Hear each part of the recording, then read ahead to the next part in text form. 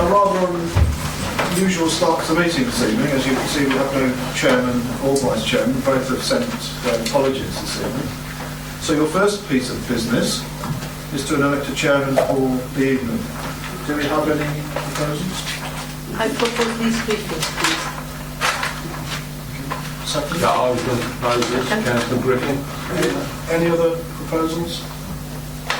Do we all agree? Agree. Yes.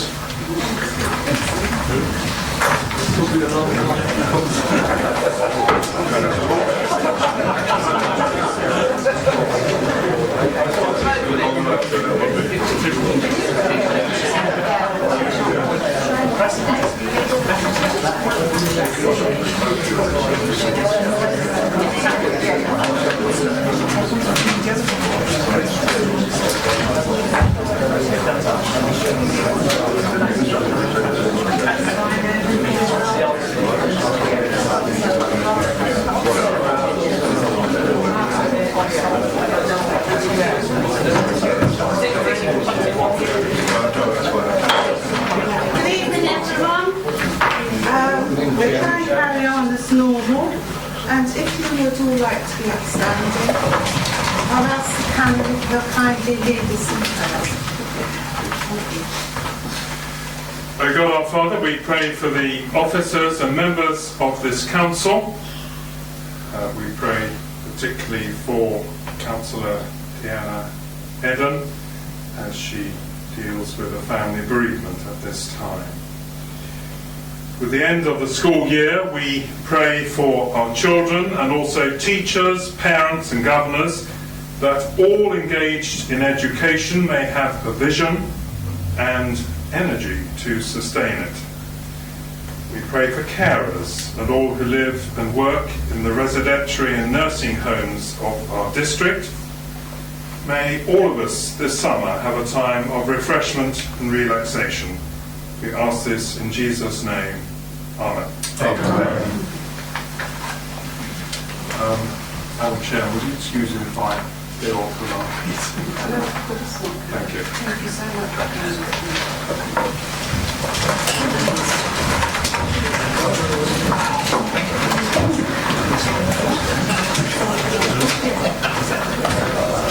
Right.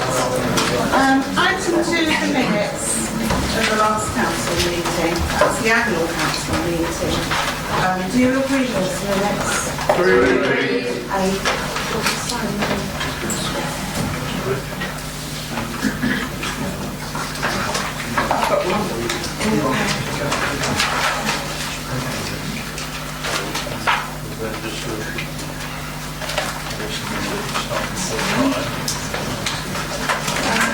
I believe Councillor Miller.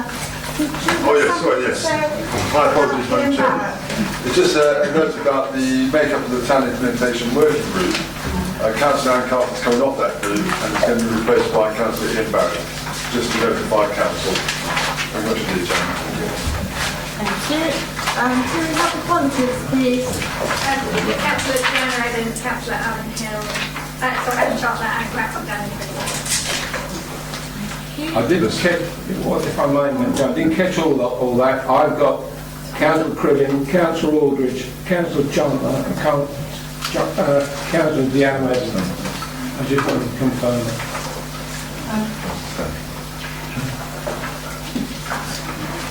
Have you got everyone? Alan and Beverly?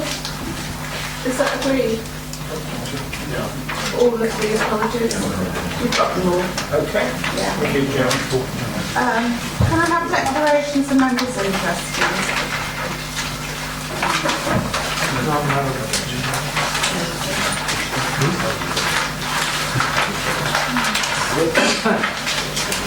Now, Deanna left us details of all her meetings and things she's been to, and I spoke to her the other day, and she's got 4 in August so far, and these are all on your email, so I won't read them out, and she doesn't usually choose to anyway, so I think we'll just leave it at that, and I think we'll be very, very impressed with everything she's done and is doing. That's Chairman's announcements. Questions? One Council? member of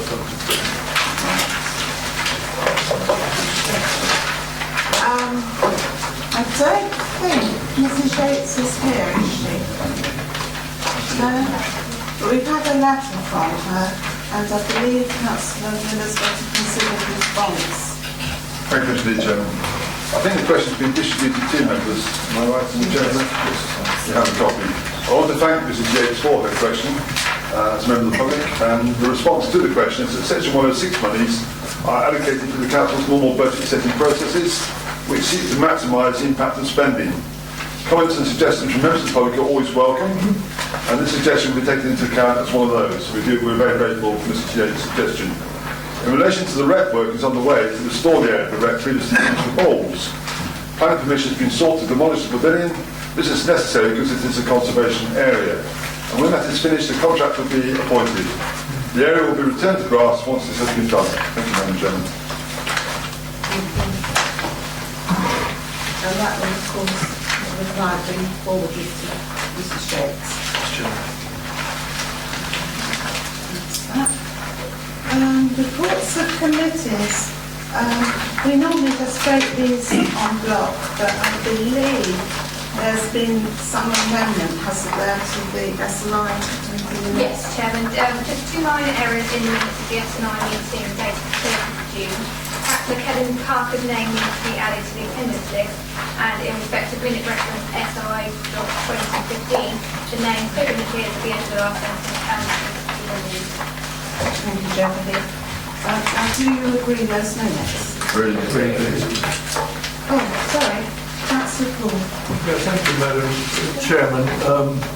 With regard to the papers, I do apologise for this late intrusion, but unfortunately, due to personal circumstances, on page 59 of our papers this evening, SI 27/15 rolling work programme, item D.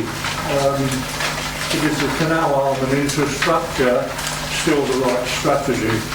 Madam Chairman, I felt Councillor that... Paul. Yes, ma'am. I don't really feel this is part of the agenda at this time. It's purely simply a brief statement. It is, but you see, anything to do with the minutes has to be brought in by Wednesday, by 12 o'clock. This hasn't currently been done in this particular case. Can we leave it for now and perhaps go back to it later? I don't think it's appropriate at the time. Thank you very much. Right. So we've agreed that. The minutes. Recommendations of committees, page 85.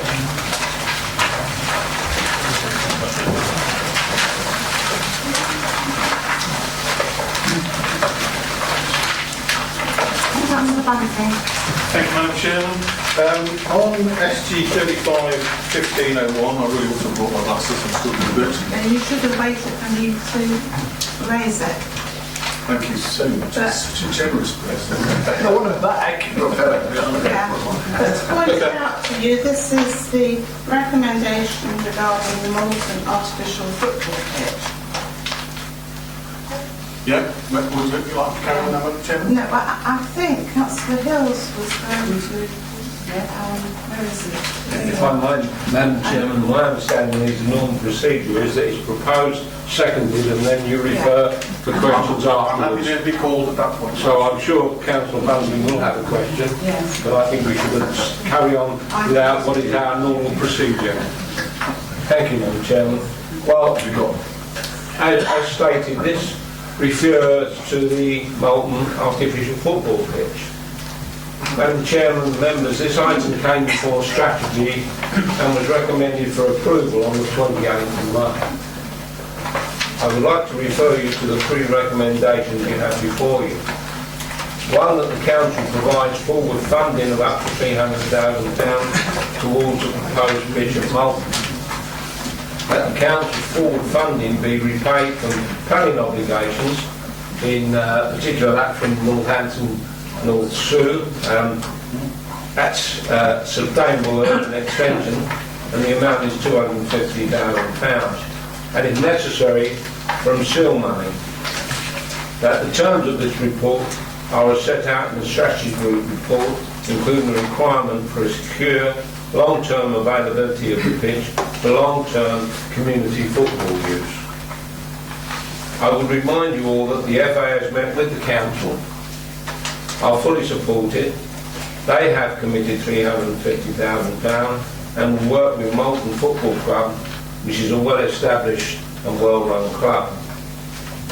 The facility will be there for community use and will make a valid contribution to our strategic plan, i.e. to promote healthier, safer and stronger communities, encourage physical activity, help to tackle obesity, and it's not only just good for Malton Magpies, I think it's good for the community, it's good for the strategic plan, as we said, and I think it's good for the growth of Malton itself. And as my fellow councillor Mike Warren stated at strategy, it's also good for the surrounding area as well. Members, I ask you to support these recommendations. Thank you. Thank you, Councillor. Do we have a seconder, Councillor Ford? Well, thank you, Madam Chairman. There's very little to say except that this is exceptional value for money, and it ticks the boxes that my colleague has previously said. Thank you, Madam. Thank you, Madam Chairman. It's the enthusiasm of just coming back from holiday, so I apologise for the breach in protocol. Just a couple of points I wanted to raise in this. I've just checked with the officers and the previous papers. This is an FA-funded project in cooperation with other parties. But we can actually make this bigger and better, and we can do this slightly differently. And in conjunction with the Football Foundation and the Rugby Football Foundation, who are two grant funding bodies, have worked together previously to create a joint standard for the construction of 3G artificial pitches, which allows both football and Rugby Football Union to be played on them.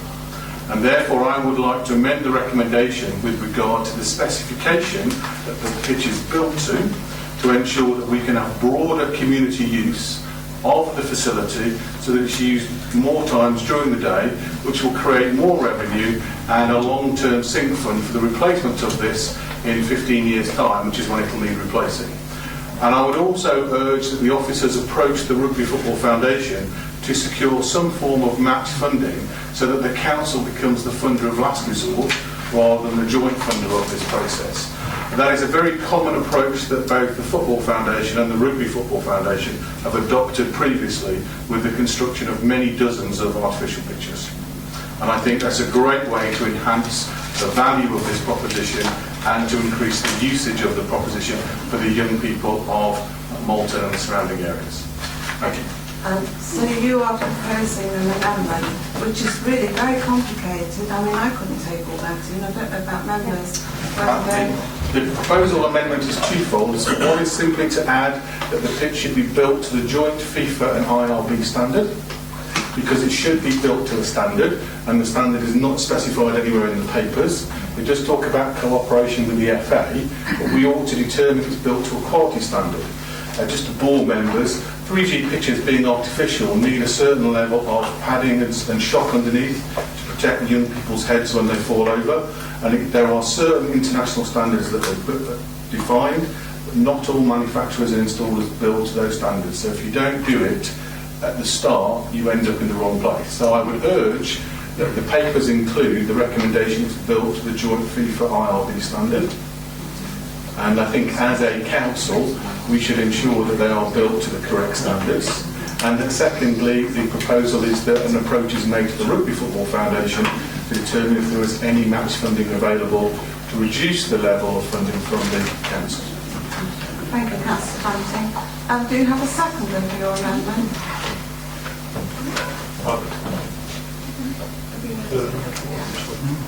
And we're not going to vote on this yet because clearly there's a lot to think about and debate.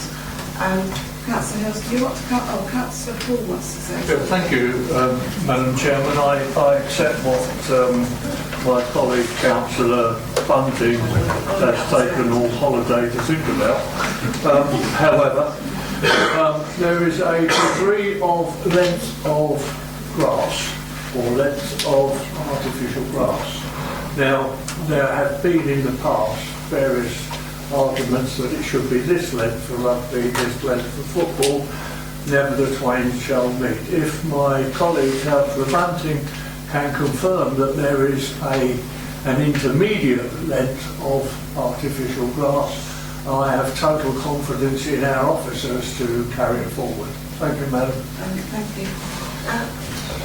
I was going to ask Simon Bowers if he could elaborate further on this. Could I make a comment first, Chairman? Yes. Would you mind? Chairman, with respect to my friend here, I don't like last minute, sort of midday or midnight alterations of what I call complex.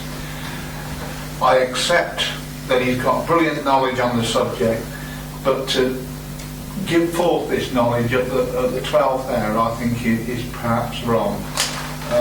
And to expect us to sort of do this, that and the other and vote. I'd rather, and I don't mean it disrespectful, I don't like that last minute alterations. If they're minor ones, yes, this is a lot more major, Chairman, and I won't be supporting it. Councillor Morgan. Thank you, Madam Chairman. I actually agree. I don't necessarily like last-minute changes, but I think Councillor Bunting's recommendations seem very wise, particularly given his knowledge. And I think having an international standard to make sure we abide by this and actually set out that in any procurement would be a very wise thing to do. And I'd fully support those two recommendations, even if they are the last minute. Thank you, Chairman. Before I could support one or the other, maybe if we could hear from the officer how we could get forward, because I do think Councillor Bunting has a point, and if we can raise more money, and if the FA and the rugby have already worked together, it might be a way without breaking what we have at the moment, but make it better. So is there a possibility of adding on, but still have that as a back position if that doesn't work? So see if there is headway with Councillor Bunting proposal, and if not, if discussions do not happen, we revert to what we have proposed. Is that a possibility? And I would like the officer to lead me in that way. Thank you.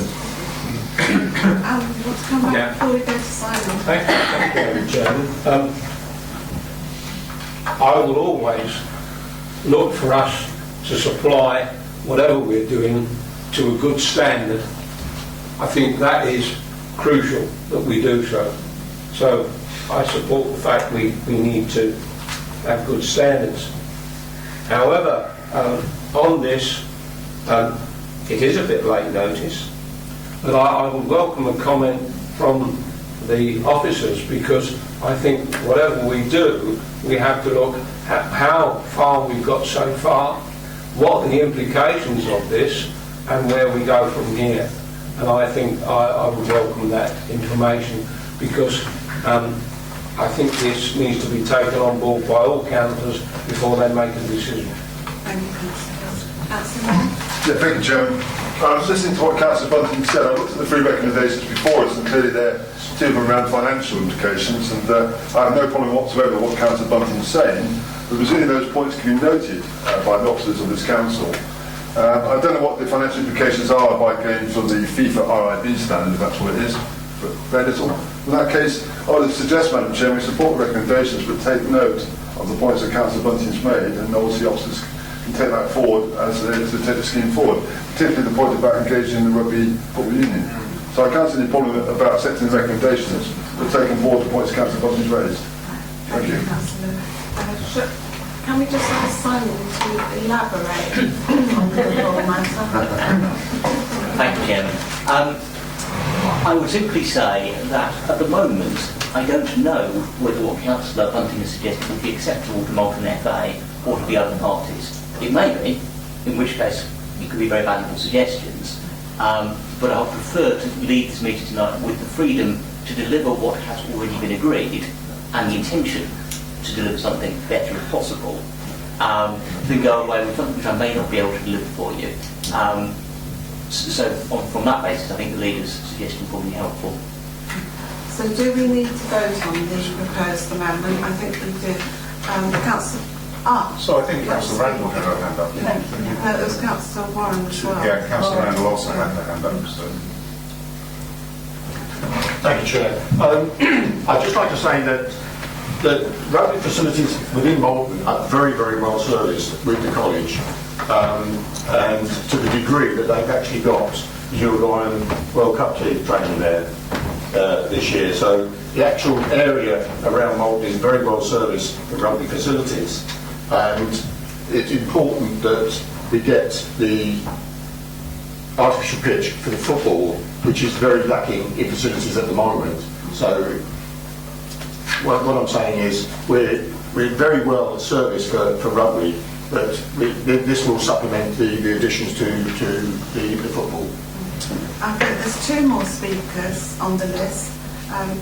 Councillor Barrett was before you, Wendy, I think, and if you could take it on to Councillor Barrett. Thank you, Chairman. Yes, some very good points have been made, I think, on this topic. Some very new and recent points, which I certainly find, as many people perhaps do, rather difficult to understand all in one go. I was wondering if our officers could tell us how time critical this suggestion is, and whether it would be possible, loath I am to defer anything, whether that would be a possibility to allow further discussion and a semblance of information in a form perhaps I could better understand, and indeed my colleagues. Thank you. Thank you, Chairman. Yes, I would be happy to accept the proposal being made, and I think that we need to look at all possibilities. You know, obviously we seem to have been very focused around the football, and if there is a joint pitch that you could have for rugby, I think that would be very worthwhile. I know that Malton do have, they are so well with rugby pitches, but I'm not sure how many of those are Astro. And I know a lot of football pitches are actually looking at Astro turfs, especially for training, because obviously the pitches do get cut up a lot during the winter time. I know Daventry Rugby Club, that would be one, you know, they would love to have an Astro pitch. So I think it was a very good proposal. And also, you know, it's things like this. This is what happens when you haven't got a full debate going about everything.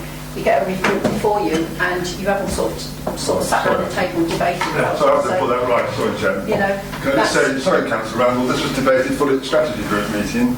I think Councillor Osborne points to a very good point that maybe Councillor Bunting should have notified before this meeting his proposal. To be fair, Nick, I've been coming along the last minute, but to suggest this has been properly debated already is quite outrageous. I like to return that remark. What I would say, that it hadn't been put on the table of anything else as a consideration. It would only been at football. Nobody had actually thought about looking at anything else. How do you know that? Have we? That's enough. Now, we had a proposal for an amendment, and it was seconded. We have to vote on that before we can vote on the main proposal. So, I mean, I believe I'm right, aren't I? Yes. You may wish, Chairman, just to add something that's taken place before take the amendment. Right. Simon, you should be allowed another go.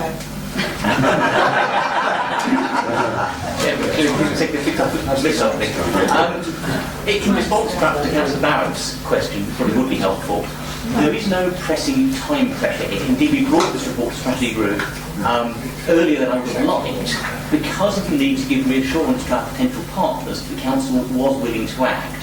So that we don't expect this to happen tomorrow, but it would be helpful to have them take a decision, because it would give Malton FC and the football parties confidence that there is a project here to pursue. There is a chance perhaps to review it between now and implementation, if that helps. Right, now we're in a situation here. Oh, Colin, I really feel... It's very brief, madam, I can assure you. Whilst I have total respect and confidence in our officers, we are being asked to take the word of a member of our council, and whilst I know that Councillor Bunting has worked with the rugby union and has held a respectful position. At the moment, we're debating on whether to take his word for it or not, Madam Chairman. I think I would sooner take their officers. Thank you, Madam Chairman, can I object to that comment? I'm objecting to all of this. Now, can we just stop here? No. That was an please. impersonal insult there, and I think I would ask Mr. Poole to retract that. Well, Madam Chairman, I don't think it was an insult. It was a statement. That's enough. Thank you, Madam. Now, this is what we're going to do.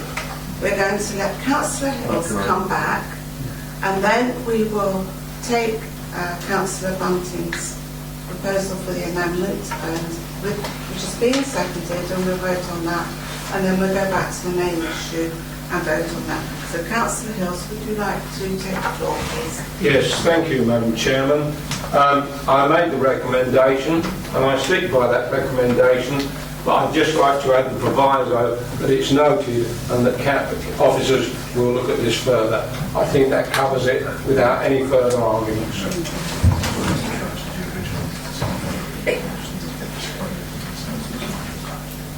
You want to be amended?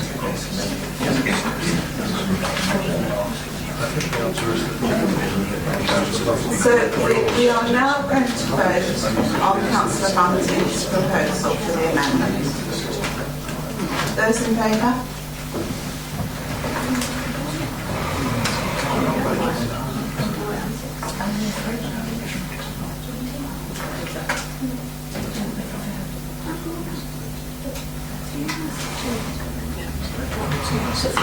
Sorry. Just keep your hands up. Is that for the proposal that... That's the amendment. That's the This is the amendment. This is the amendment. I'd like to make. That you did? That you made? Councillor Bunting's amendment, which was proposed and seconded. We have to vote on that now. We're having difficulty counting. If you just keep your hands up. 12 Chairman. In order to do it. Those against?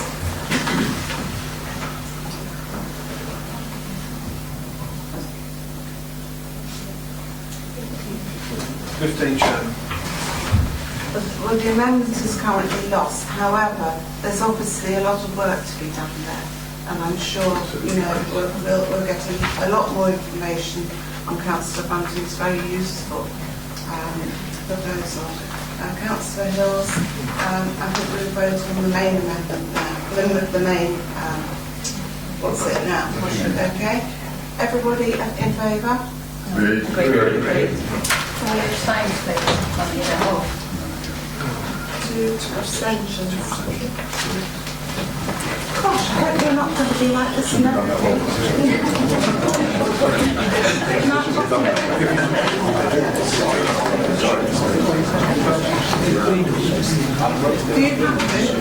Madam Chairman, during the debate at strategy, it was mentioned that a further pitch going forward would I appear. think it's finished with this now. We're going on to the next one. Perhaps we could consult with Councillor Bunting when that occurs, Madam Chair. Yes, I think that's a good idea to consult with Councillor Bunting. It seems to be very important.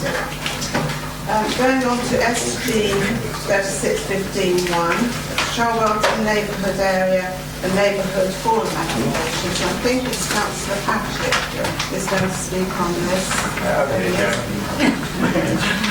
Members, you'll be all very pleased to hear that Charlton Neighbourhood Forum and Neighbourhood Parish is moving along quite swiftly and they're doing a sterling job. And tonight we are asking Council to designate a neighbourhood area for Charlton. So the recommendation is that the application to designate Charlton Parish as a neighbourhood area be approved and it be known as the Charlton Neighbourhood Area. And for the avoidance of doubt, the neighbourhood area would not be designated as a business area. And recommendation 2, that the application to designate Charlton Neighbourhood Forum as a neighbourhood forum for the neighbourhood area was designated to be approved.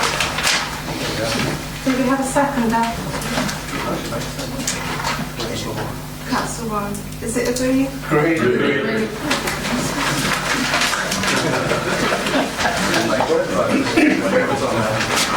Right.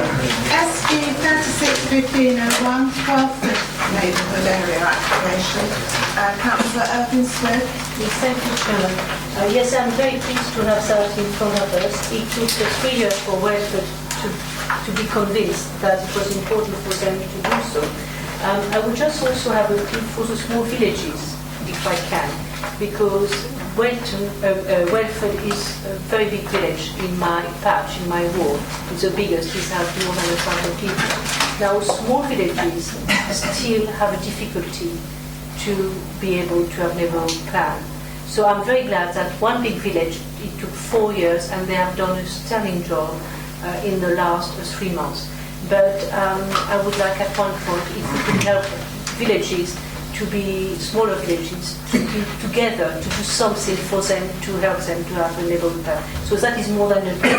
But I will recommend that the application by Welford Parish Council for the designation of a neighbourhood area be approved and be known as a Welford neighbourhood area. For the avoidance of doubt, this neighbourhood area will not be designated as a business area. Thank you. Do we have a second there? Councillor Thatcher. Chairman, can I just say something? Members might be interested to know that there is funding available for smaller parishes within a certain parameter, which is why Charlotte managed to get theirs done with that funding. Thank you, Councillor Thatcher. This is agreed. SG 371501, Development Control Services, and Councillor Long. Thank you very much, Chairman. Sorry that you could get fed up with me by the end of the season. So I knew it would start. Daventry District Council has seen higher than anticipated demand for its development control services since 2013. Demand continues to be high and is forecast to remain so. Actions have been taken to deal with this increase in demand by employing additional temporary staff through employment agencies and by directly recruiting temporary staff on fixed-term contracts. Demand for experienced development control professionals has continued to increase, with recruitment and retention now even more challenging. To address this situation, it is now necessary to consider making the fixed-term development posts permanent. The funding required will be met from the planning salaries reserve or revenue growth as appropriate. For reputational and financial reasons, it is essential that the Council does everything possible to meet national performance targets and thereby avoid designation as a poorly performing local planning authority, which would allow developers to apply for planning permission directly to the Secretary of State. Ensuring that development control continues to be appropriately resourced will enable major applications to be determined in time and provide sufficient resource to defend decisions at appeal, both of which are essential to avoid special measures. I therefore ask members to agree the recommendation that an additional budget of £157,000 be made available for permanent posts in development control. This will be offset by corresponding growth in income from planning fees. Thank you, Chair. Thank you, Councillor Hall. Do we have a second, please? Councillor Mayor. Councillor Ryan. Thank you. Just reading the papers, and obviously these are the ones that the public receive. How I read it, as it reads here, is to make the temporary posts permanent in order to retain.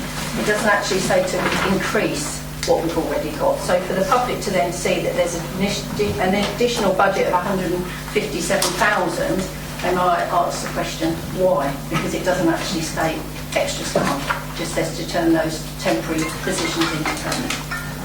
Could I ask the officer concerned to provide an answer, please? So I know she's well briefed on the subject. Maria. Thank you, Chairman. The fixed-term temporary posts that we have in development control at the moment are funded from additional planning fee income. And this, which we can do on a 12-month or a 2-year basis. And also there's, and we can also employ temps that way, more short-term temporary agencies. To make these posts permanent, there's slightly additional budget required for these parts, and they would become part of the core budget as opposed to being paid for from in-year additional fee income that we weren't initially expecting from fees. So that's why there is technically extra budget. It will be met by, we're anticipating it will be met by fees, but it will become a permanent budget as opposed to a temporary budget. Councillor, can't remember your surname. Again. Don't worry. Thank you. Thank you, Chair. I was just interested in a bit of context as whether the challenge of recruitment is a council-wide challenge at the moment, or is it just specifically for planning? Obviously, we've got in our heads the recent announcement of holding public sector pay increase of 15% for the next 4 years, which obviously is going to affect recruitment, I'm sure. So I'm just interested at this moment in time, is recruitment an issue for the council as a whole, or just in the planning department? Thank you. If I could just answer that question very briefly, the real pressure at the moment is on both development control and policy planning, and that's where our real pressure is currently. What will happen in the future is anyone's guess, but it's the pressure that's coming from the development industry that's causing the problem on planning. Do we have a second then? Councillor Long's proposal. You want to speak? No, not to them. Oh, you seconded it? I seconded it. Yeah. All right, we're all fully seconded. Fully seconded. But I think we've got another speaker. Yeah, thank you, Chairman. From what I understand then, we already have an expenditure for part-time staff, and this 157,000 will eliminate that problem and make them permanent. So therefore, is there any savings made as a result of it? Does that make any sense? Or am I reading that wrong? To clarify, we have some temporary posts, some of which were due to end this year, some that were due to end next year. They were full-time temporary fixed-term posts, and the proposal is that we dispense with that and we have permanent staff, which means, so the 157 we're talking about is going into perpetuity in the budget. So there's no savings to be made.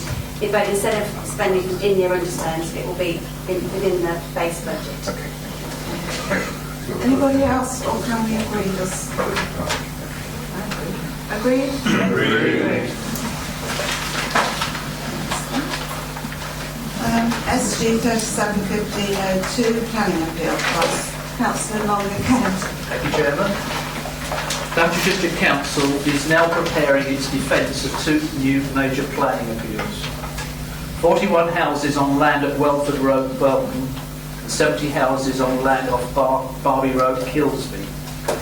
For the reasons stated in the related report, in-house legal services do not currently have sufficient capacity to deal with the Belton case, and in both cases it is likely that the council will have to be appointed to defend both appeals. The estimated cost of in-house legal services, counsel, expert witnesses and additional administrative support for both appeals is £45,000. 8,000 for counsel for Belton, 35 for witnesses and counsel for Kilsby, and 2,000 for additional administrative support. It's important that local residents of the planning committee that these appeals are properly defended. Whatever the outcome of the appeals, failure to provide an adequate defence of the reasons for refusal could lead to an award of costs against the council for unreasonable behaviour. These could be a considerable amount. The foregoing, I believe, is a timely reminder of how decisions taken at planning committee meetings can and do have wider financial implications for this council. I therefore ask members to agree the recommendation that earmarked reserves of £45,000 be made available for 2 major planning appeals at Belton and Kilsby if required. Thank you, Chairman. Thank you, Councillor Long. Do we have a second? Say a few words for me. Thank you, Madam Chairman. I second that. I support fully what Councillor Long's just said. I think it's interesting that members of the public get frustrated when local decisions taken in the planning committee are overturned by the planning inspector in particular. And I just want to advise members, I'm sure they're aware already, we're going to actually JR a decision that was taken in Wheaton where the planning inspector overturned a refusal of the planning committee here, and we're going to JR that decision by the inspector following legal council opinion. And I think it's important we do so, because the truth is we believe in local democracy, we believe in localism, and I think the point that Councillor Long made is very, very important the planning committee take their responsibilities extremely seriously when they're refusing applications to make, or approving them I should say, or refusing them in this case, to actually make sure the reasons are sound Because obviously we all come under pressure from members of the public when there's applications which are controversial in our respective areas. But if we have good sound reasons, then I think it's a massive frustration for everybody when an individual from Bristol will come up and actually overturn that decision. And therefore, I fully support this particular recommendation. It's important to note also the one in Wigan, where we're actually going to JR, or attempt to JR, planning inspector's decision to overturn that decision, Madam Chair. Thank you, Steve. I believe Councillor Lomax. Before there's any further debate, as the Wigan planning application has been mentioned, if there's any debate on it, I'll have to leave the room. Clear of interest? Oh, okay. That's very noted. Sorry, Councillor Lomax. Thank you, Chairman. Matter of clarification. Kilsby, there are actually 2 planning appeal hearings pending. And of course it only refers to one of them. While in fact the second, which is scheduled for November, may indeed be withdrawn as a result of another planning application pending. I just wondered what contingencies are in mind for the second Kilsby appeal. Can somebody assist Councillor? And then that's Maria. I can clarify, Chairman. The other one isn't mentioned in the report because we don't need additional budget for it. That can be met from existing budgets. The only reason for the report is that this is outside our usual development control budget. Thank you. That's good. Another one? Councillor Robertson, I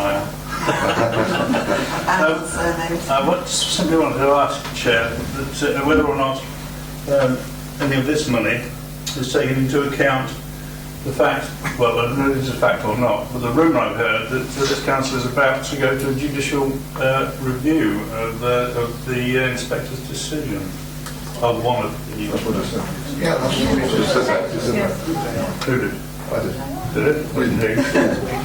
Sorry. He said JR. Talking about something to do with Dallas. Well, you nearly got it right. Illegal was that. Sorry, my I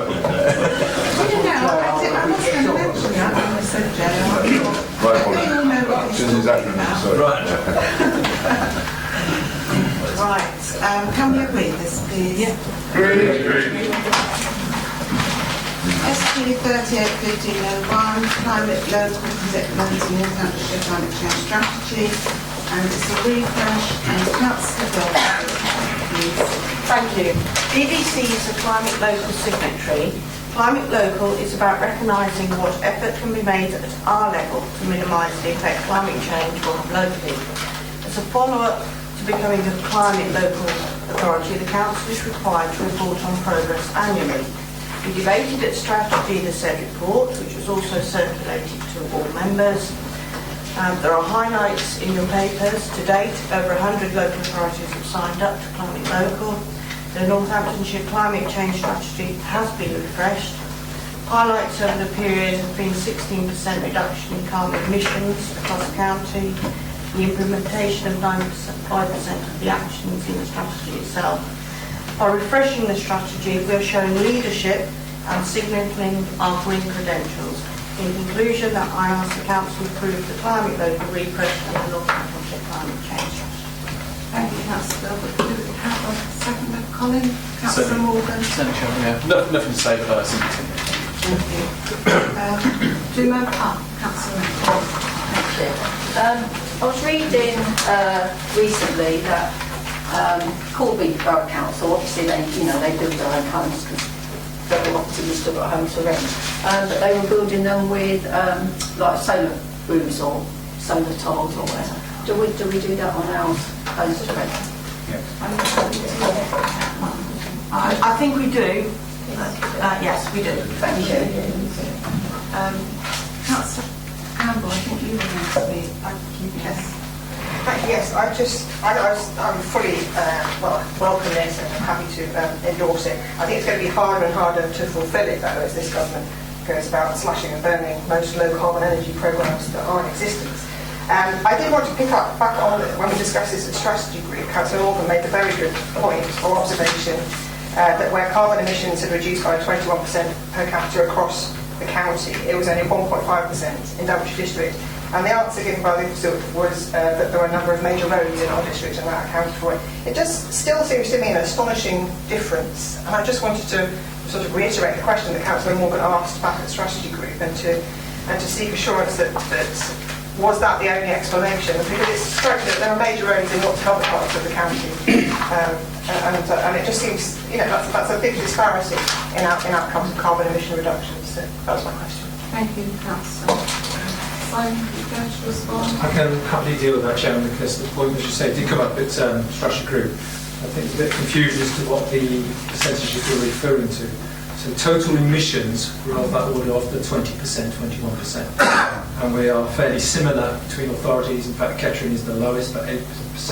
Daventry is about 12.94%. And our 20.28%. The per capita emissions, all of the authorities, bar Corby, which is slightly higher, are around that 1.5 mark. So one was total emissions, one was per capita emissions. Did I have a seconder for this? You did, yes. I did. Oh, Councillor Morgan, of course, yes. Do you agree? Agree. SCO 415, annual review of standards of conduct and complaints handling. Oh, Councillor Morgan. Thank you, Chairman. The meeting of the Appeals and Standards Committee was held on the 7th of July. An annual review of standards of conduct and complaints handling was received. This was introduced by the monitoring officer. 5 matters were resolved which were worthy of identification. 1. The annual review of standards of conduct and the handling of complaints was noted as generally a positive record. 2. Occasional use of members of the committee as mystery shoppers continues. 3. Northamptonshire County Association of Local Councils is invited to arrange learning and development sessions, particularly in disclosable interests, on dispensations for parish and town members and clerks. 4. The monitoring officer arranges a learning and development session, particularly on disclosable interests and on predisposition and predetermination for all DDC members. And 5. 2014-15 summary of key messages is supplied by the monitoring officer to parish and town councils based upon experience of the last year. 2 items are worthy as note as they lead to the recommendations which follow. 1. Codes of conduct. Since 2014, when Council confirmed that the code applied whenever members were acting in their official capacity, the monitoring officer advised of a minor adjustment to refer to the Police and Crime Review. More substantively, a separate amendment was now being recommended to Committee and Council, clarifying process in respect of disclosure at meetings and other disclosable interests. 2.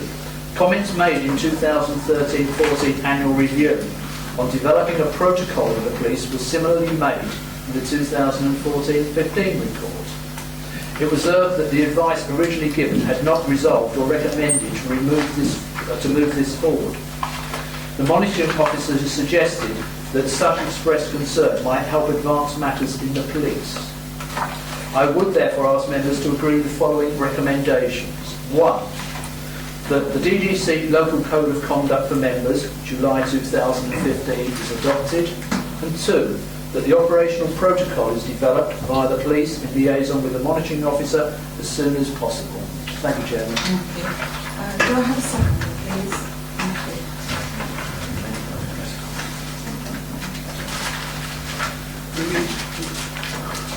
Are you agree? SG 4201, Community Engagement Strategy. Councillor Howard? Thank you, Chair. In my absence at the strategy meeting on the 9th of July, I would like to thank Councillor Elizabeth for reading out the statement on my behalf. I'd also like to thank all the officers for their hard work put into the community engagement strategy. I'd also like to thank the members that made comment at the strategy meeting, and I'd like to confirm that all your points have been noted. I can confirm that Councillor Lomax's request has been amended in the strategy. I would therefore like to put forward this recommended report as amended and be adopted by the members here this evening. Thank you, Chair. Do you have a second? Yeah, thank you, Madam Chairman. I totally support this. I think it's very important that the council engages with the public, even though, if you like, they do not always respond as much as we would like, or sometimes as we would like. We have to keep plugging away, however, because, in my opinion, some information is better than none, and that we should work on. I certainly support the idea of getting our young people involved via the People's Panel, and also the 3 years resident survey could and should provide useful information. So as I say, I totally support this. Thank you, Councillor Hills. Anybody? Council, what's it? Thank you, Speaker. Thank you, Chair. I also welcome this report and the recommendations within it. Some of the recommendations derive from work I helped with as a scrutiny task panel. One of the recommendations from that was carried through, that we made the downstairs entrance to this chamber, to this part of the building, more accessible. I noticed when I came in today that it still requires somebody to come and open the door. And I've been tweeting merrily all day, inviting people to come, all welcome to our council. And it's actually very hard for people to come and take part in this meeting and to sit and feel welcome. So I think, and I seem to remember that the technology was going to be put in place. We got agreement that it was going to be put in place so that the door was accessible, and that some parts of the building were accessible for the public. And I just wondered if we could have an update on that.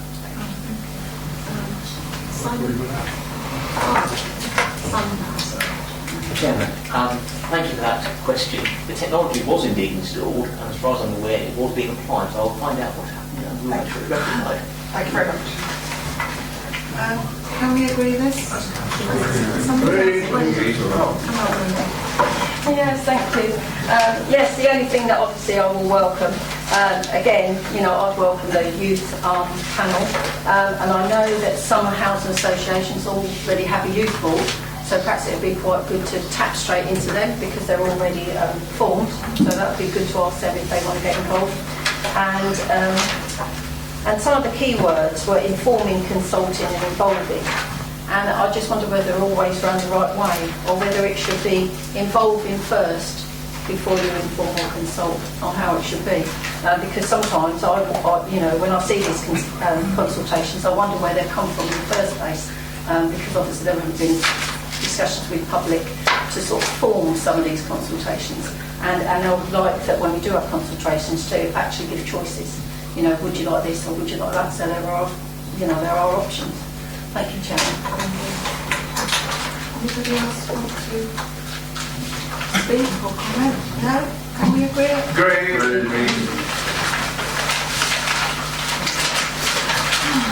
SG 4315 review of open space, sport and recreation strategy. That's simple, please. Thank you, Chairman. Basically, Councillor Chandler, the strategic planning portfolio holder, presented the report to strategy. However, as he is unable to attend this meeting, it's very relevant to my portfolio, so I'm happy to refer it. And I refer to the review of open space and recreation strategy with a recommendation that £25,000 be released from contingencies to fund DDC's contribution towards a review of open spaces, sport and recreation strategy for West North Ends. It's also worth noting that Councillor Chance stated that the current plan was not out of date. However, it was 8 years since the original audit. Some changes have been made and some work has been carried out with Sport England using their facilities planning model. I certainly agree with Councillor Campbell's comments that the review of the strategy would be useful towards development and neighbourhood plans. And I feel it is essential that we look at this when planning our existing provision in the future. The current situation is that overall we have less clubs playing the major sports than a year ago. When we look at football, we have pitches available at Fish Ponds, Burton Meadow, Evans and Browns Road. This is partly due to the lack of volunteers, less take up of traditional sports, and also so many other activities as well. This does not mean, however, that facilities are not or will not be needed in the future. We see at our sports awards and other sports winning awards examples of other sports that are now becoming popular and which we encourage. For example, sailing and bowls over the last year or so. I totally support this. It is essential for future planning for sport and other outdoor facilities and, as stated, future developments. I support it and ask members of the council to give this your support as well. Thank you very much. Can I have a seconder, please? Councillor King. Thank you, Madam Chairman. I'm happy to support it for clarity, recreational strategy for West Northamptonshire. Does that include South Northamptonshire or the border with? The problem that we have in Daventry, it's not a problem, it's something that we should be proud of. At this moment in time, we have more public open space in Daventry than it's ever been in its life. That may be quite a statement to some people, but in actual fact, it is true. And once this survey is completed, we will then have a definitive information regarding the use of that public open space. So I welcome this report and happy to second it, Madam. Thank you, Councillor. Thank you, Madam Chairman. I welcome this report as well and support the recommendation. However, I wonder if I could have some information about the timescale expected and whether we are going to engage consultants or whether it's going to be from our own resources. Thank you. Please enlighten Councillor Simon. Chairman, consultants have been engaged by Northampton Borough. This is our contribution to it, so the work is definitely being done by consultants. I'm really expecting the results later this year. Councillor Mann. Yes, thank you. I did make a comment in the strategy meeting, and I'm pleased to say that it's minuted. And it does say here, it relates to the business manager responding to my question, and that it says the review of the strategy would involve an assessment of what the public wanted and needed. I just wanted to know how, if we've got consultants on board, how they are going to carry out that assessment with the public. Thank you. Simon, can you help Councillor Randall here, please? I can, in summary, anyway. The consultants will use a mixture of focus groups, user groups, surveys and the like.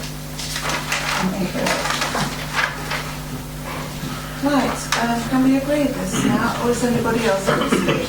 I just wanted to add to that, Chairman, that we work very closely with organisations such as N-Sport, everyone active in organisations such as that, which get involved in the public, with schools, etc. So there's a certain amount of replies and ideas of what the public want to come from that area as well.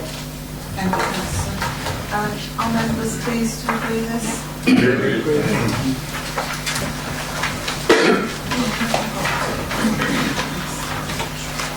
SG 43-1503, Community Infrastructure Levy. Councillor Knoll. Thank you, Chairman. In the absence of the strategic planning portfolio longer, I present this report, Chairman. Report SG 43-1503 was considered at the strategy group meeting dated the 19th of July 2015. Notes relating to the report and subsequent debate at the meeting are included in council papers on pages 79 to 81. Before moving to the recommendations, I believe a brief overview of SIL would be appropriate. The Community Infrastructure Levy, SIL, is a charge on new developments set by Daventry District Council following checking by an independent examiner. It partly replaces planning obligations, Section 106 agreements, although these will still exist for matters not covered by SIL. The charge is made per square metre of new development. SIL rates are set for different rates of development and different locations. These are 1. Residential in Daventry Town and the sustainable urban extensions set out in the West Northamptonshire Joint Core Strategy. 2. The residential in other areas. 3. Retail, except in the central area of Daventry Town. And 4. All other developments.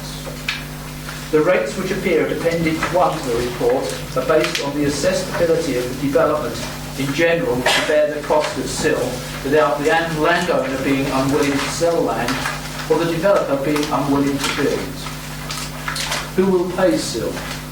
Anyone who owns land which is developed becomes liable for paying SIL unless someone else, e.g. the developer, takes on that responsibility. However, development of less than 100 square metres, unless it's a new home, residential extension, affordable housing and some other types of development are exempt from paying SIL. Parish share. The Community Infrastructure Levy Regulations 2010, as amended, require charging authorities, in this case DDC, to pass a proportion of SIL receipts to parish councils from developments that take place in their areas. DDC is required to pass up to 15% of SIL receipts to parish councils arising from developments in their areas. This rises to 25% from developments in an area covered by a neighbourhood development plan at the time of payment, or which was approved by a neighbourhood development order or community to right to buy build order. The 15% is capped to £100 per council tax dwelling per financial year. This means that a parish with 500 dwellings cannot receive over £50,000 of SIL receipts per financial year. To summarise, the strategic planning portfolio holder concluded at his presentation to Strategy Group that SIL would add certainty to the cost of developments for developers and would provide funds to the council in order to provide infrastructure.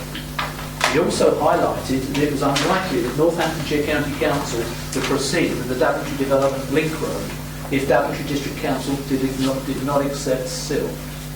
I therefore ask members to agree the following recommendations, and I will be proposing a slight amendment, Chairman, to the proposal item 1, other than in the documents that you have in front of you.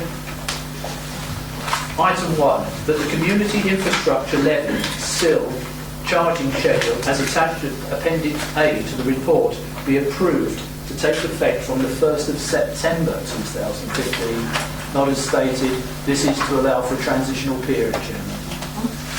That the interpretive note to the SIL charging structure set out at Appendix B to the report be approved. 3. That the exceptional circumstances relief be not applied in Daventry District. 4. That SIL regulation 123 list attached at Appendix C to the report be approved. That the instalment policy attached at Appendix D to the report likewise be approved. 6. That the SIL programme is revised as set out in Appendix E to the report. Those are the recommendations. Thank you, Steve, Madam Chairman. I'm very happy to second those 6 recommendations and also just highlight again the change of date from the first one to the 1st of September 2015. I feel it's important, actually, councillors, that you've been notified this evening that on Monday this week the council received a letter from commercial agent Savills, and as leader of the council I was copied into that, to act on behalf of a number of major house builders on SIL matters. This letter expressed extreme disappointment at the proposal to adopt a Regulation 123 list, which did not include 3 items on the draft list. A43 improvements, the Northampton North West bypass, that's the A428 to the A5199, and the Northampton Growth Management Scheme.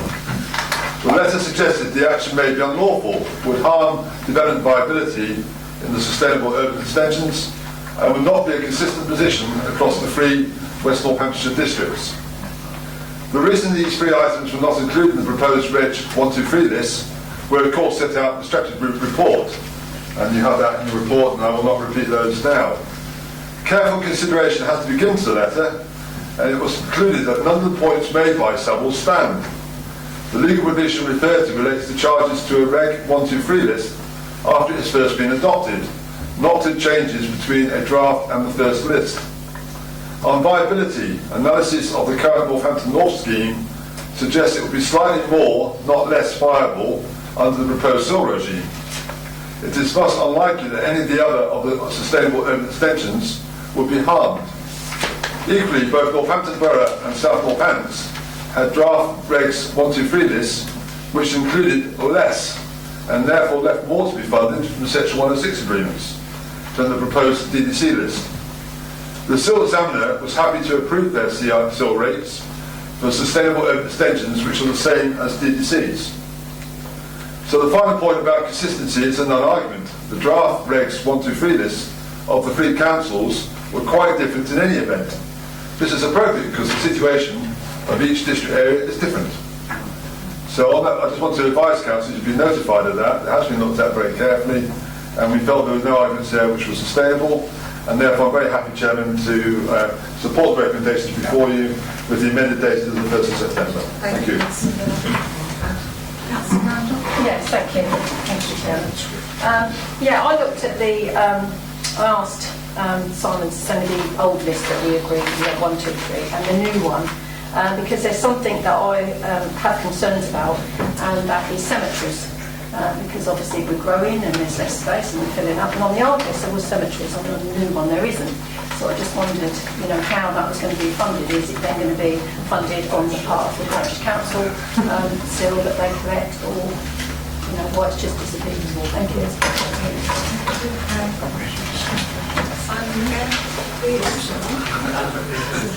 Chairman, page 76, statutory papers, on page 70, is on this.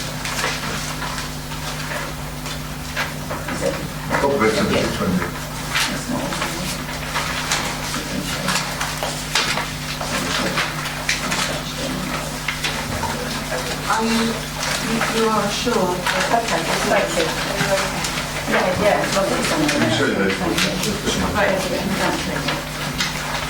Anybody at Cecile? Yes, sorry, just make sure that we change it to 1st of August on the first line, on the second line. Yes, but we changed both dates because Chris Long just mentioned the second 1st of August, so we changed the 2 dates on 4th of September. Yes. It was originally August. Yes, and we want and to now change. it is September. Yes, when Councillor Long changed, we recommend that we change the point 1, ignored the member were provided with an update, and approval was also to introduce a SIL from the 1st of August, and we have also to change the 1st of September. Yes, indeed. We have to change twice. In this paper? Yes. Yes. But I've done mine already. Yes, but what was proposed is just to change one according to what it is the same day. Yes, sorry. Change one. Yes. The caveat was made at the beginning, but it was to cover all dates actually related to within that report itself, etc. Thank you. Okay. Sorry for that. Thank you, Madam Chair. I'm quite happy to support this recommendation, but as I did mention at the strategy committee, I do have some concerns about the charging schedule, in as much as it affects rural environments where the number of inheritance into dwellings is below the affordable housing threshold. I still feel that the figure that's been put forward for that type of development is a little bit on the heavy side, particularly as it may well be the case that with a rural development with less than 5 dwellings, the type of property that may be built on that could be a couple of thousand square feet, 200 metres, or even more, which makes the SIL charge extremely high. On the other hand, if it's a very development of less than 5 dwellings, and there's say 5 terrace houses, about 800 or 750 square feet each, even that could be quite high. So I would hope, and I am going to support this recommendation wholeheartedly, I would hope that that particular item in the charging schedule is kept under review, especially as the sort of developer that's likely to engage in those small developments is likely to be a local concern, likely to be a local concern. And there's been many a good sized house builder who's grown from very humble beginnings by building 2 or 3 houses here and there and everywhere, notably on largest buildings. So if that can be kept under review, I'm quite happy to support it. Thank you for this. The only comment I would make, Chairman, is that yes, we would keep all elements under review. Viability is obviously fundamental, and that was tested quite thoroughly in examination. Not as thoroughly as some might have thought, but it's still tested by the examiner. So in that sense, we've got something which has been put through a process, duly considered, but we'll keep it under review quite well. Thank you. Right. Does Council agree?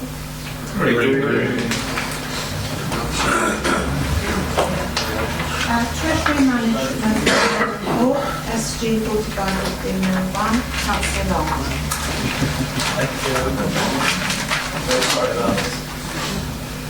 As the annual report states, the minimum reporting requirements for Daventry District Council's 2014-15 Treasury Management activities were that the full council should receive the following reports: an annual Treasury strategy in advance of the year, which was received on the 27th of January 2014. A mid-year Treasury update, which was received on the 26th of February 2015, and an annual review, which will be this document. The regulatory environment places the responsibility on members for this review and scrutiny of Treasury management policy and activities. This report is therefore important in that respect as it provides details of the outturn of Treasury activities and highlights compliance with the Council's policy previously approved by members. The report in general is self-explanatory, although I will bring 3 items to members' attention. Item 4 and 4.1, capital expenditure. Due to project slippage 2014-15, saw one of the lowest capital expenditures of the Council for some considerable time. The original budget having been reduced from 8.614 million down to 2.26 million. Item 8, Icelandic paint storage. This is the last report that I will be giving relating to this subject. The Council has now sold its claim against the insolvent estate of Landisbanki for the reasons detailed in the report.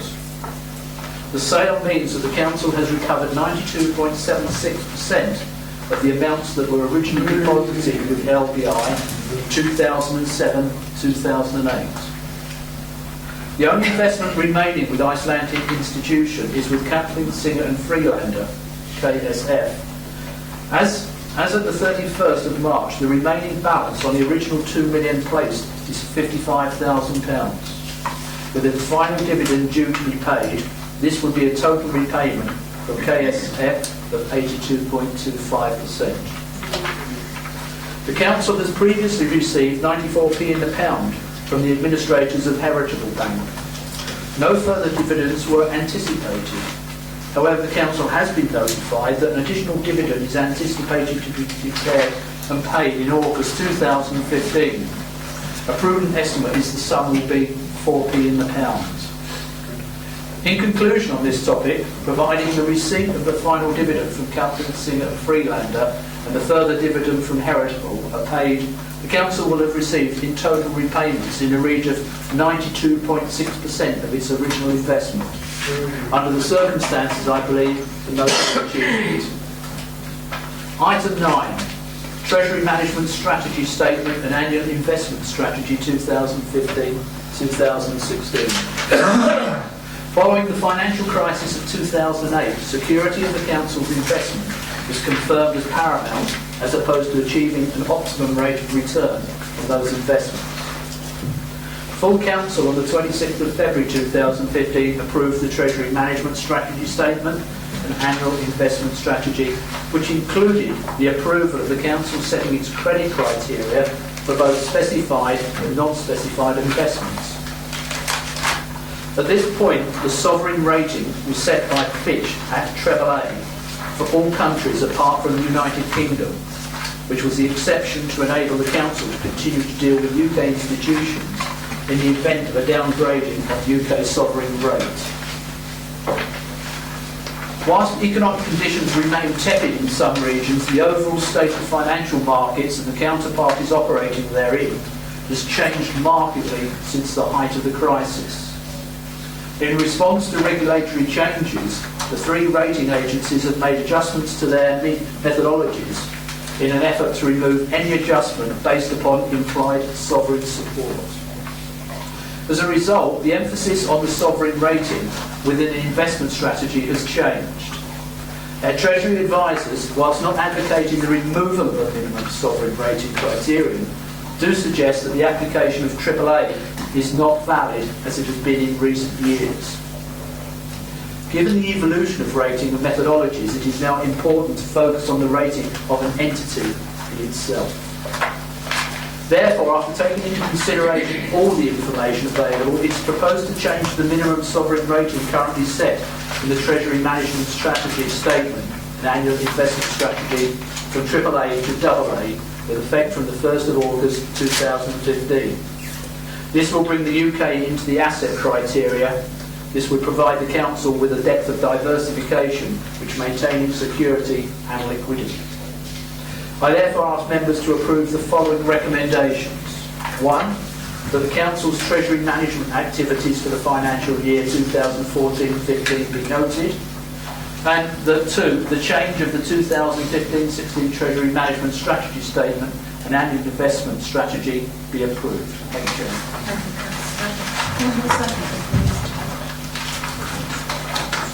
I'm happy to second that, Madam Chairman. The only thing I would like to add to Councillor Long's excellent statement was the fact that against all odds we recovered 92.8% from the Icelandic banks, contrary to what a lot of people in this chamber and area believe that we could ever achieve, Madam. Thank you. Thank you, Councillor. Do members agree with this? Agree.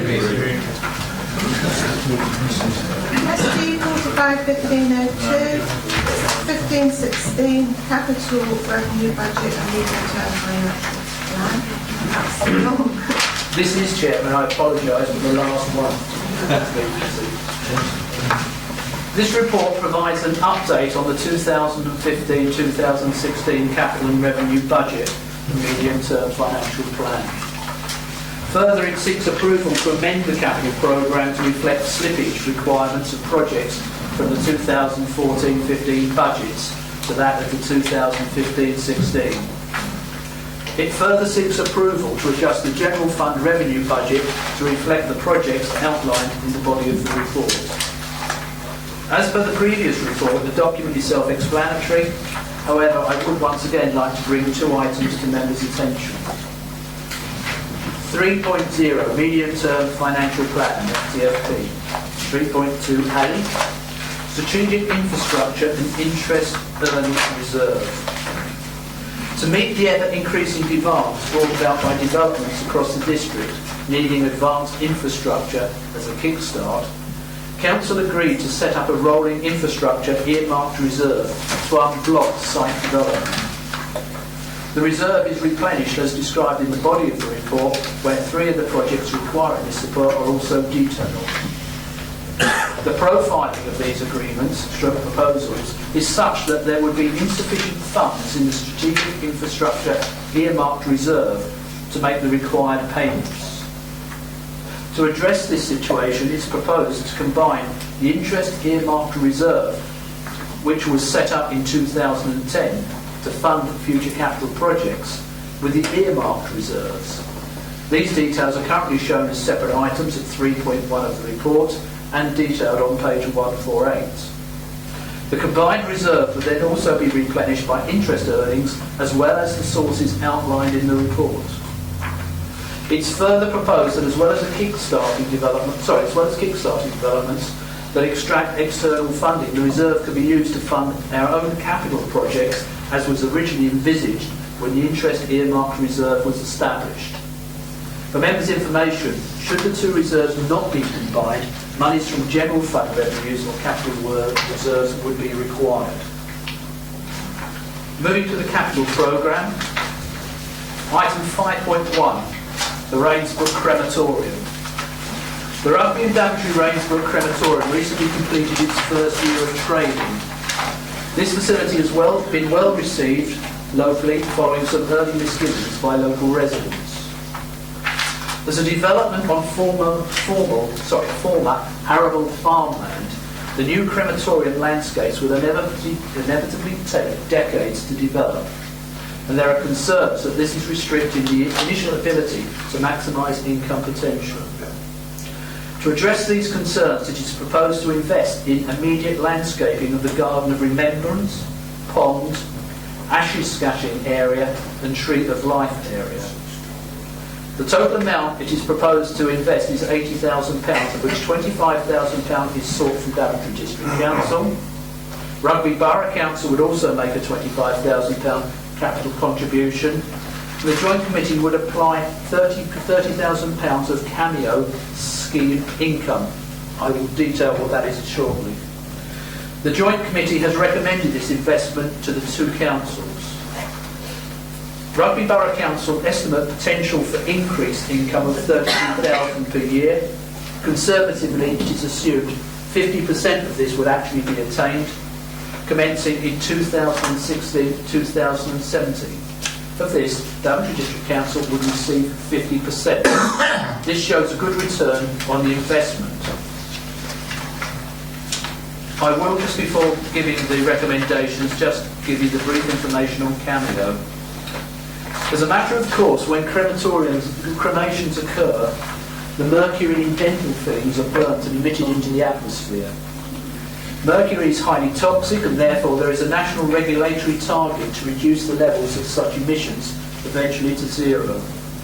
New crematoria such as ours and some older crematoria which have been refitted already fully abate or remove the mercury from their flue gases. Other older crematoria are not there yet. To prevent this creating an unfair position where unabated crematoria get a cost advantage from not having invested in abatement technology, there is a national trading scheme. This allows unabated crematoria to buy rights to emit from crematoria which are abated. The main national trading scheme is called Cameo, and that's what's referred to in the body of my report. Over time, older crematoria will fit the abatement technology, and thus the value of selling mercury abatement rights will diminish eventually to zero. Thus Cameo will eventually disappear. I therefore, with this information before you members, ask you to agree the following recommendations. 1. The capital budgets that require slippage from the 2014-15 capital programme to the 2015-16 capital programme be made, and that new bid for spend on the Rainsbrook crematoria be approved. And 2. That the revised budget projections incorporated in the medium-term financial plan be approved. Thank you. We have 7 members. Councillor James. Anybody? Thank you, Chair. Well, I would just like to make a point. Thank you very much, Councillor Long, for making me really depressed with your comments, but also saying year of trading. That's what we're on about a crematorium here. Please don't use the words year of trading. That is not... Well, anyway, thank you.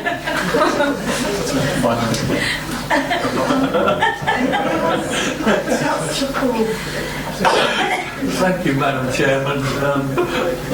My empathy with Councillor Osborne, however, I've said it in this chamber before, probably, but the crematorium in Northampton is 36 years old. It's on its last legs.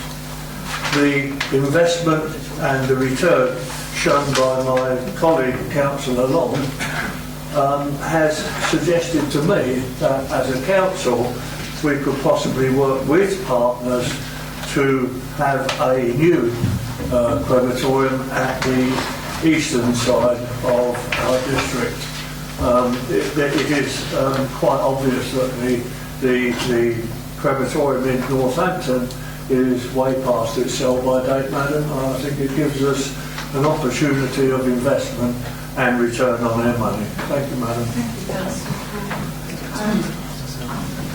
Thank you, Chair. It's just a matter of detail, really. On many of the recommendations, we talk specifically about a sum, whether that be 257,000 or 57k. Should we not have what the value of the bid is on the recommendation, so that when the public scrutinise it, they see what the bid was, i.e. £25,000? Just an observation, really.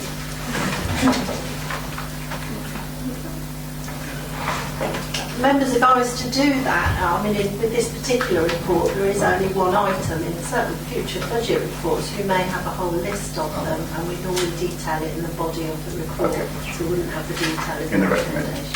Even though it's the sum? Yes, okay. But the sums will be detailed in the report, which I'll put on. Okay. Do members agree with this? Agree.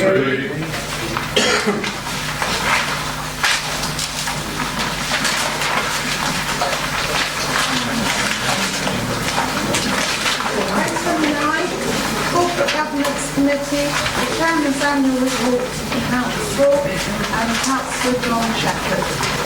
Thank you very much, Chairman. You have my report. I have nothing to add to it. Well done.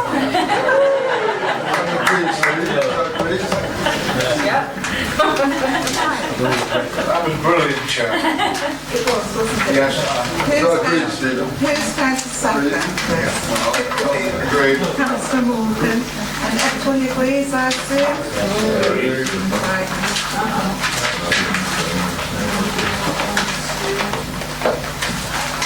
Item 10, the Scrutiny and Improvement Committee Annual Report. Councillor Morgan. Thank you, Madam Chair. Well, I can't believe Councillor Shepherd. It's very, that's going to be impossible to follow. A couple of words to me, actually. Same procedure. I'm the chair of S&I, so therefore my duty is to bring it to this council meeting. You can see the date on it is actually June 2015 because it first of all goes to S&I meeting where we discuss it. A couple of things actually. Councillor Monk here, I'm sorry to be morbid, but there must be a theme of death this evening because not only was Councillor Long obsessed with it during his presentation then, but also one of the S&I committees this year, one of the panels, was actually Councillor Long as well, where we looked at joint working on this. And I'd like to raise that seriously because I think this year we've done some very interesting projects. And I think we've had some very interesting innovations this year as well. But must stress it to members, absolutely, the purpose of S&I is to focus on performance and not policy. And to aid us in this objective, we've also seen improvements this year around the way we look at corporate reporting. And actually, one of the proud achievements I think we've had is by having a task panel actually devoted to this purpose, which was actually looking at the way we are presented with corporate information, particularly non-financial data, which gives us much more tracking information. And our objective now for this coming year is actually to use that much more, to actually give ourselves insight into the projects that perhaps we need to kick off. I also would like to, a call to action really for members here to say, anybody of course can come along to S&I. We have a cosy room downstairs, we have a full meeting, the members are welcome, please do come along. And actually we've got a couple of members now regularly come along and give involvement. It'd be no surprise that Councillor Paul regularly comes along now and also gives useful contributions. So please come along, and more important than this, to ensure we have diversity of opinion and thinking in the group, please make sure that if you wish to join a group that you do as well. I'm very looking particularly for new members and a fresh pair of eyes. As long as you're not a portfolio, that's the most important thing in actual fact. So I think they're the main points I wanted to get across. Above all, we're independent, objective, and focused on performance. And even more importantly, it's about how we recommend improvements going forward. And to that aim, this year, finally, another addition we've added. Last year, for instance, Councillor Lomax did a very useful panel on SLM performance. This actually came through S&I, obviously went through the cycle, and then we actually had kick-started recommendations once they've been implemented 1 year on, which thankfully Councillor Long led the project for the 1 year review of SLM. So it comes in, we have a scoping document, etc., etc. It comes all the way through to full council, and then we track the recommendations, which Tony brings along at every meeting, and then we do a 1 year post-implementation review. Sorry it's not quite as short as Councillor Shepherd's, it's all in the PowerPoint presentation. Welcome to any questions, otherwise please know the report. Thank you. Thank you very much. Can I have a second, please? Councillor Shaw? Yeah, I'm happy to second it, and I welcome the comment from the chairman of S&I regarding procedure and not policy. Madam Chairman, I tried earlier in the evening to refer to page 59 in the papers, the rolling work programme, item D. The comment was made that the canal arm and infrastructure, is it still the right strategy? Civic Trust report, the 2004 Marchini-Corin master plan, and the policy of the council hasn't changed since that date. So the statement made is particularly, to me, the totally wrong message to give out. The master plan, the 2000 document, is an indicative plan. It's a plan that's being a live document, and it's up to date, as we speak this evening. The message, as we are still, or the message to give out to the general public, is that we are still on course with our objectives of that master plan.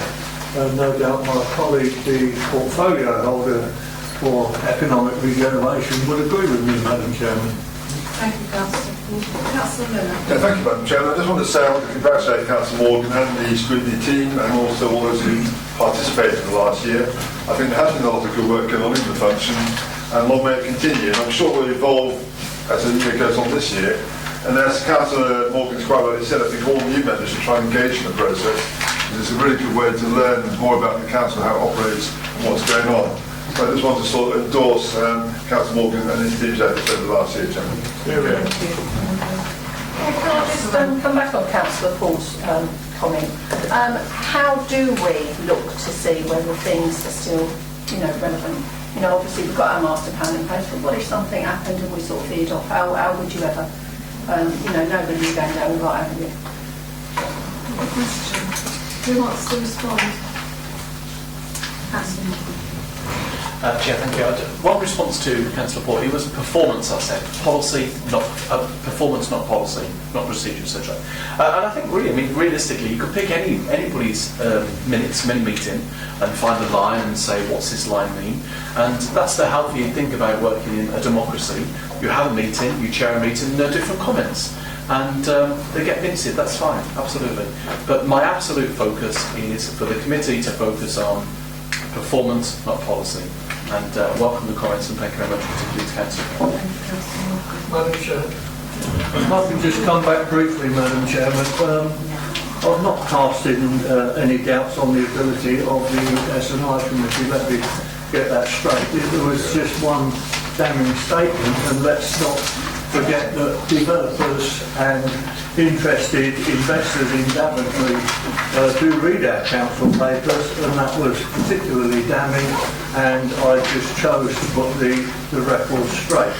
There is one matter which I was going to take up outside of this chamber with the chair of scrutiny, is that the members of scrutiny's comments are only recorded in the papers, and it may assist the inclusion of other members, not members of his committee, if their comments were also recorded in the papers. Thank you, Madam. Thank you. Are members prepared to agree with? Agree. Right, any other witnesses?